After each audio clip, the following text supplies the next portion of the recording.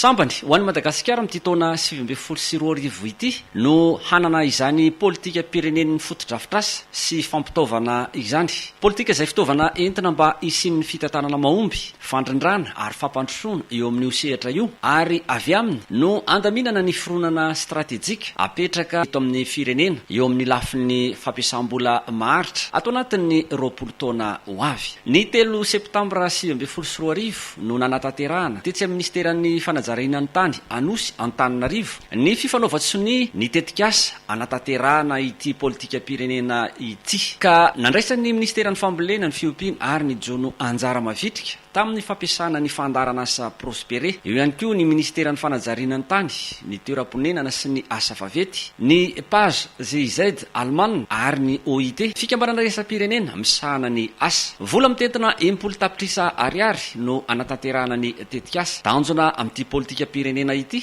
ny ananantsika fitaovana anankiray ahafahana mandrindra ny fananganana ny fotodrafitrasa eto Madagasikara mba ahafahana manapa-kevitra rehefa misy ady hevitra atao miaraka amin'ireo mpiara-mombona antoka na ny olona eny ifotony. Fantatrareo fa ny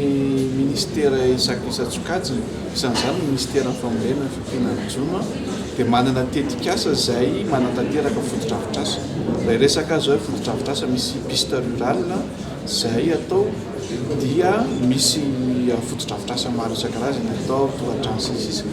Reny zany mila manaraka fenitra, mila anatina voafeo anatin'ilay politika pirenena ireny, dia mila ihany koa ny fiaraha-miasa zany amin'ny ministera, indrindra ministera miandraikitra ny fanajariana ny sy ny asa vaventy zany mba isin' izay fandrindrahana izay. Ohatran'ny voalazany andriamatoa minisitra teo hoe mba fantatry ny rehetra hoe aiza ny piste rural, lalana izay ho amboarina